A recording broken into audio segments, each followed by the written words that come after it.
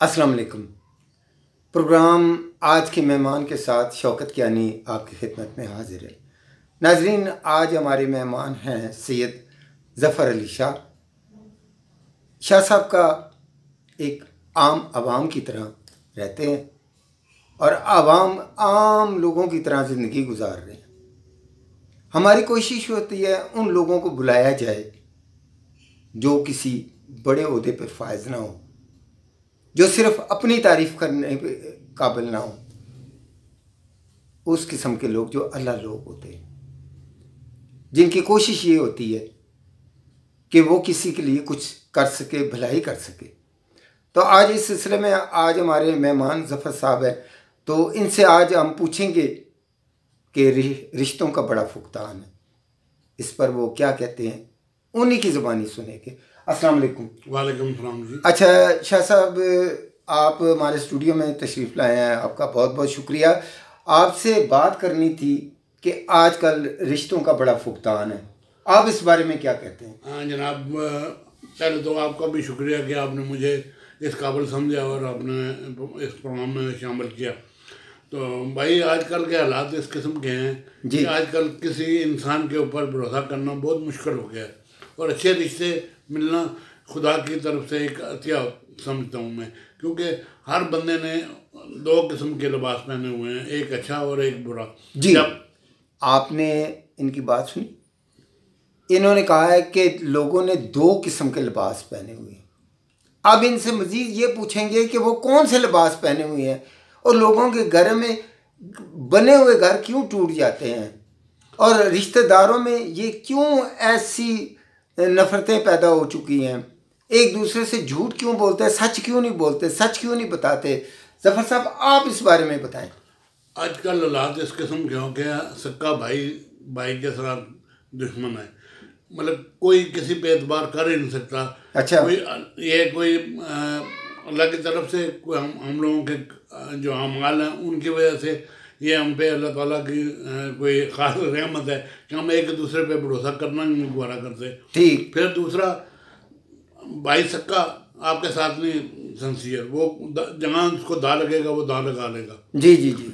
पैसे के मामले में सब चीज़ पैसा है, अगर आपके पास पैसा है तो हर भाई आपके साथ सलाम करेगा, आपको उठ के मिलेगा, आपके साथ बड़ा अच्छा रवैया रखेगा, आपका मतलब एक किस्म का मुखलिस बनेगा, लेकिन अंदर से उसका लालच और तमा होगी। तो क्या ये जो रिश्ते टूटते हैं या रिश्तों में का फुकदान है या हम एक दूसरे से दूर हैं, ये सिर्फ पैसे की वजह से है या और भी वजूहात है?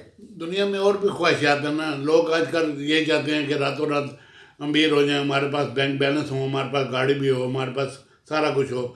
और फिर कुछ ऐसे लोग भी हैं जो दूसरों के बातें सुन के अपने कान मतलब सही अपना फैसला खुद नहीं कर सकते। जी जी। वो दूसरों की बातों पे आके एकदम आजकल मतलब जज्बाती है बंदा।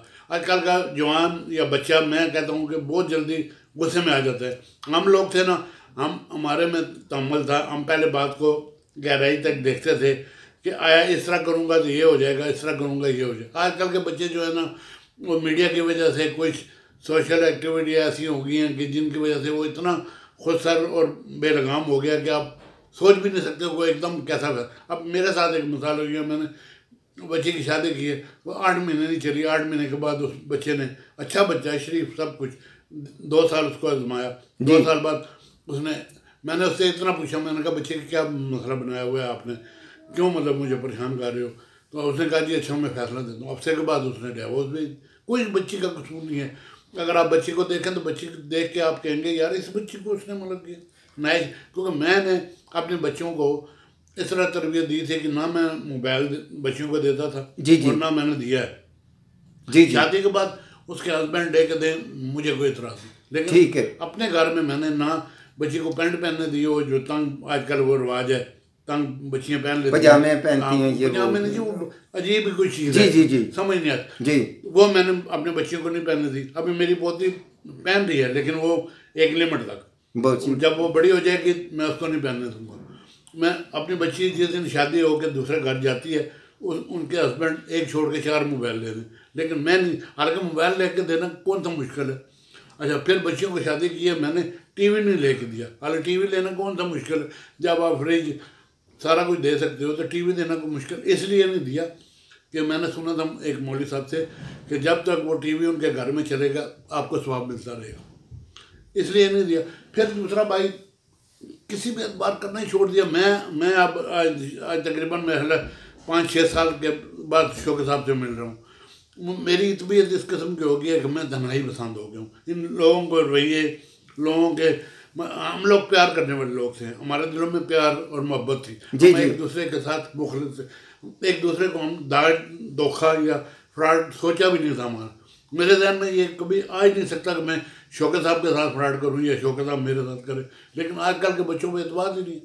बात ये है कि जब हम रिश्ते करने जाते हैं लड़कों बच्चों के लिए, बेटे के लिए या बेटी का रिश्ता होता है, तब तक तो हम एक दूसरे के साथ सच नहीं बताते, सच नहीं बोलते, झूठ आगे केक पेस्ट्रियाँ और ये खाने पीने का सामान रख के ज़ाहिर करते हैं कि हम बहुत बड़े हैं, हम बड़े पाक साफ हैं। पाक साफ हमारे जैसा है ही कोई नहीं है जी। फिर आपके आगे टेबल पे वो पूरी डेकोरेशन लगा देंगे जी जी, फिर जनाब इस तरह मिलेंगे, आपके पाँव को भी हाथ लगाएंगे वो जी हम तो 5 वक्त नमाजी, हमारे घर में टीवी नहीं चलता, ये है जी वो हमारे। जब उनके साथ आपका वाह पड़ेगा तो आप कानों को हाथ लगाएंगे, हमारा घर ठीक है उनका घर वो, लेकिन ये खुदा ही फैसले हैं। मेरा ख्याल है इसमें बच्चों की तरबियत में उनकी माँ का भी बड़ा हाथ होता है, इसलिए कि बाप तो बाहर कमाने के लिए चला जाता है, लेकिन बच्चियों को या बच्चों के तरबियत में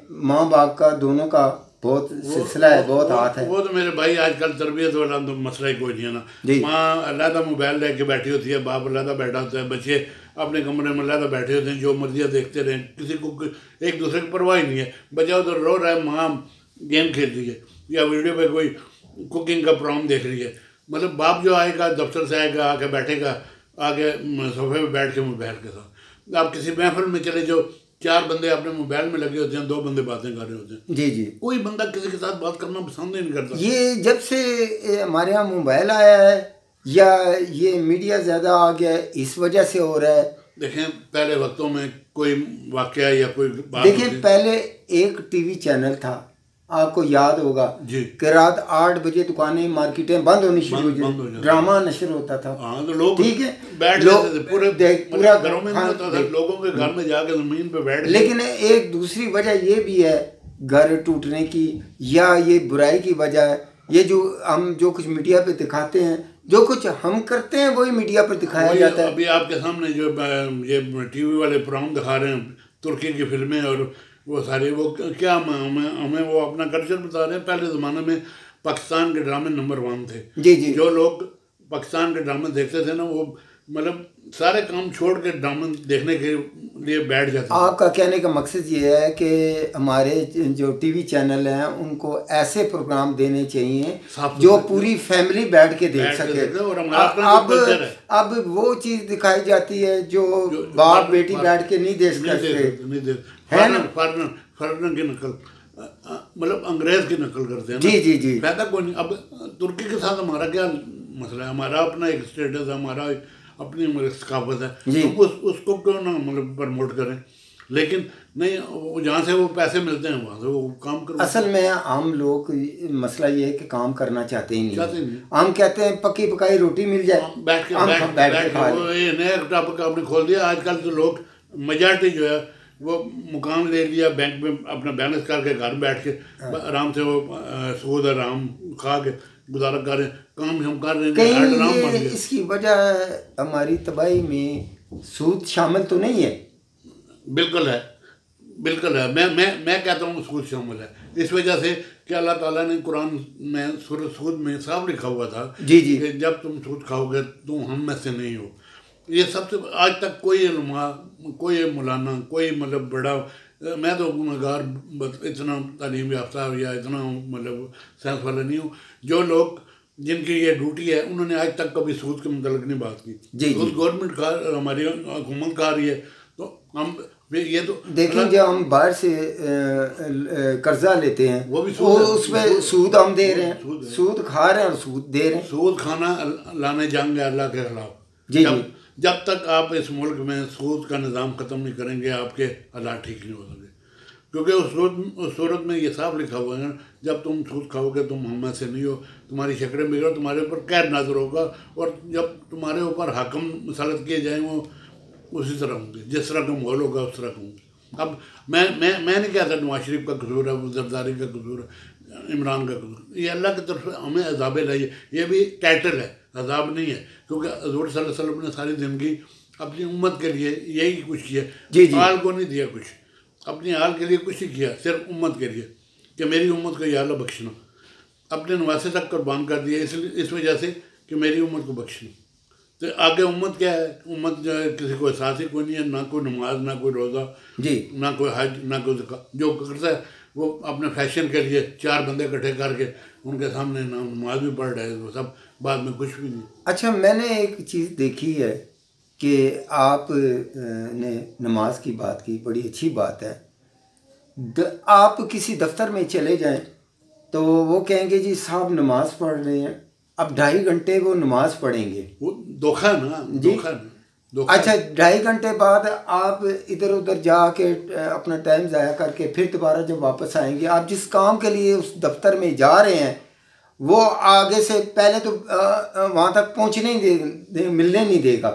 उसका जो पीए होगा वो कोई ना कोई बहाना रख के उसको मिलने नहीं देगा, और अगर आप मिल भी लेंगे तो वो इस तरह मिलेगा जिस तरह बस आपका सारा काम कर दिया उसने, लेकिन वो हाँ, वो अपने स्टाफ को कहते को यार बस टाल दो इनको, बस किसी भी मतलब गरीब आदमी की कहीं भी नहीं है। अब वो कल मैं प्रोग्राम देख रहा था कि लाहौर में ना ये मजिस्ट्रेट साहब छापे मारते हैं, और एक रोटी वाले ने वो पेड़ा को थोड़ा सा कम बनाया जनाब, उसको जनाब वो सजा दे दी, जेल में डाल दिया जी। अब मुझे बताएं कि अगर वो गैस का बिल और फलाना सारा करके वो रोटी अगर थोड़ी कम कर दिया उसने तो अदाब बन गया। तो जो अमीर हैं, जो बड़े लैंडलॉर्ड हैं, उनको कोई नहीं पकड़ता।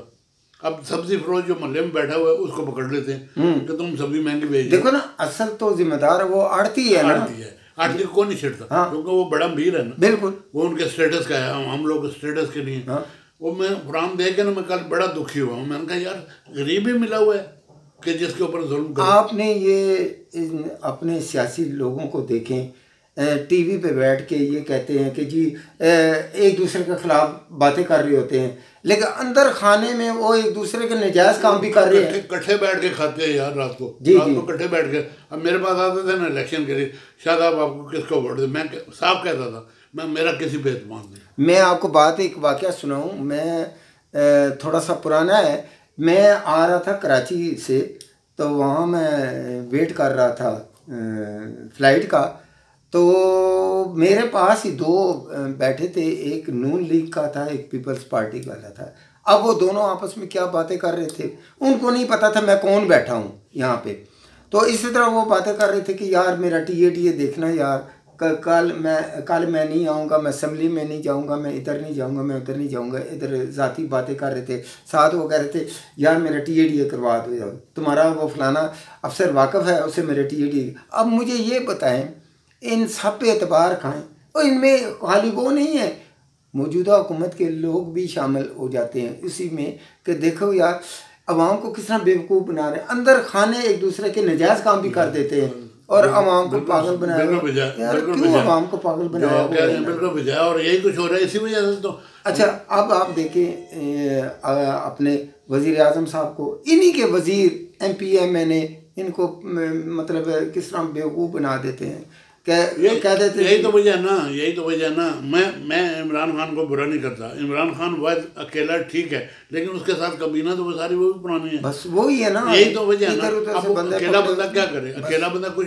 अब ये जो महंगाई है ये नापली है, ये महंगाई नहीं है, नापली है। उन्होंने इनको फेल करने के लिए एक दूसरे मतलब एक मुकाबला है ना, मैं शौकत साहब को फेल करूँ, मेरे को फेल करूँ। एक दिन मैं एक दुकान पे खड़ा था तो वो दुकानदार खुद ही कहते जी महंगाई सिर्फ हुकूमत की तरफ से नहीं होती, बल्कि दुकानदार खुद भी करते थे। देखना फ्लोर मेरे सारे मतलब बड़ों की हैं, बड़ों की। हाँ, तो उन्हीं लोगों की है जो सियासत में है, जो नवाज शरीफ सबको मांगने वाले हैं। हाँ? वो तो फिर ज़रा वो अपनी मर्जी करेंगे, वो चीनी महंगी कर देंगे, आटा महंगा कर बस देंगे। वो यही है ना, आवाम तो लुट रहे हैं। जरदारी साहब जो है ना वो उनके जो जानने वाले हैं वो अपना करेंगे। उन्होंने किसी न किसी तरीके से हुकूमत को फेल करना है ताकि उनको फिर मौका मिले। अच्छा, आप चलें, हमारे पास बैठे ही हैं तो एक तजवीज़ आप भी दे दें, हमें बता दें कि आप आइंदा आने वाली हुकूमत किस किस्म की आप हुकूमत चाहते हैं,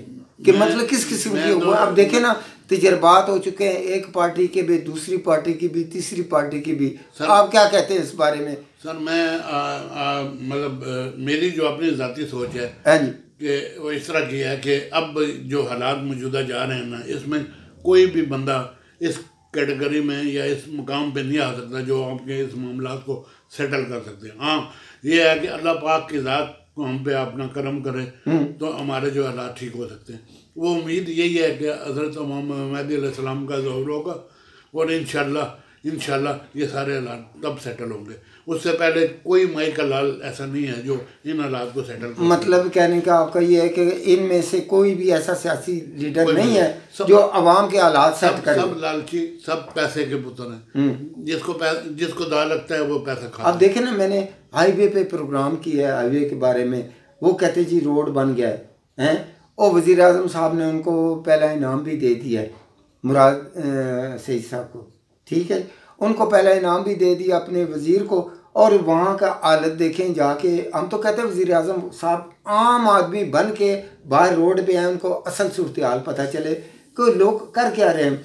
वो यकीन करें कि वो जो हाईवे जीटी रोड की हालत इतनी ख़राब है, ये इस्लामाबाद से लेके आप रवात तक जाएं वहाँ हालत ख़राब है, और फिर आगे लाहौर तक यही हालत है। मैं जाता रहता हूँ, मैं गाँव जाता हूँ, देखते रहते हैं। हाँ, इसके मुकाबले में आप इधर खैबर पख्तून में चले जाएं, रोडें देख के आप हैरान हो जाएंगे। इस कारपेट रोडें हैं, लेकिन यहाँ पर क्यों नहीं हो रहा? यहाँ पर बनने दे। अच्छा, ये एक बात है। अब मैं आपकी बात रोक रहा हूँ। या हमारे मोहल्ले में अभी एक नई खुदाई शुरू होगी, हालांकि ठीक ठाक सारा इंतजाम। अच्छा, ना वो खुदाई शुरू होगी, क्या करना है? वो खुदाई क्या होगा, पैसे यहाँ से ठेकेदार ले लो के खा पी के उसको मिट्टी डाल के फार केबल डाल रहे हैं जी, पता नहीं क्या कर रहे हैं जी, पता नहीं क्या नए से नए ड्रामे, सिर्फ पैसा। मतलब कहने के ये है कि हमारे जो टैक्स के पैसे हैं वो हमारे ऊपर जुल्म नहीं हो रहा है, और कुछ नहीं हो रहा। जो ज़कात के पैसे हैं वो भी अक्सर हकदार के पास नहीं जा रहे। जो मैं कहता हूँ, जो सही ज़रूरतमंद है ना, वो कभी बाहर निकल के किसी से नहीं मांगेगा। वो भूखा मर जाएगा लेकिन वो अपनी अनाज नहीं बेचेगा। ये मेरा अपना ज़ाती तजर्बा है। तो जो लोग मतलब सोर्सेज वाले होते हैं ना, वो शौकत साहब ज़रा मेरा भी लुआ देना, वो कर्जा मिल जाता है उसको बेनिफिट। अब ये इमरान साहब ने वो प्रोग्राम बनाया हुआ है जी, वो गरीब लोगों के लिए। मैं गरीब हूँ, मैं बीमार आदमी हूँ, शुगर पेशेंट हूँ, गवर्नमेंट रिटायर्ड पेंशन, मेरी कितनी पेंशन है, मुझे देना वो पैसे क्यों नहीं देते? लेकिन वो जो जिनको नहीं चाहिए उनको दे रहे हैं दो डबल। वो हेल्थ कार्ड मेरा बनना चाहिए। मैं शुगर का मरीज़ हूँ, ब्लड प्रेशर का मरीज़ हूँ, सी भी हुआ था, तो मेरा कार्ड बनना चाहिए ना। मैं अब शुक्र है मेरे बच्चे ठीक हैं, नहीं तो लेकिन हुकूमत तो कहती है कि तमाम लोगों के वो हमने बना दिए हैं जी। मुझे नहीं मिला कार्ड जी, मुझे मिलना चाहिए ना, मैंने अप्लाई भी किया 2 दफ़ा। अच्छा, नहीं मिला जी। वो मुझे कहते हैं जी आप ज़रूरतमंद नहीं, आप ठीक ठाक हैं, अल्लाह का शुक्र है, बस बात। ज़रूरतमंद नहीं है भाई, एक बंदा रिटायर है, वो ज़रूरतमंद कैसे नहीं है? अब 10-12 हज़ार रुपये का पेंशन है, नहीं 10-12 हज़ार में गुजारा होता है? नहीं, बहुत मुश्किल है। लेकिन ये शुक्र है मेरा बेटा करता है काम, घर में रहना है, किराए के घर में रहता हूँ, सवेर कोशिश है अपना टाइम पास कर जी। लेकिन हालात ये है ना कि मैं अगर अपनी दवाइयाँ पूरी लूँ तो मेरी तनख्वाह, मैं शुक्र है मेरे घर वाले मेरे से कुछ नहीं लेते, जो मुझे 10-15-20 जो मिलता है मैं अपनी दवाइयाँ लेता हूँ, या मतलब थोड़ा बहुत अपने बच्चों के लिए वो मतलब फ्रूट शूट ये वो। लेकिन मैं कहता हूँ कि चलो शुक्र है मेरा मकान अपना, जो लोग किराए पर रहते हैं वो क्या करते होंगे? जी, आपने सुनी सैयद ज़फ़र शाह साहब की बातें तो आपको बड़ी कड़वी लगी होंगी, लेकिन एक हकीकत है जिसको आप भी मानेंगे। अल्लाह हाफिज़।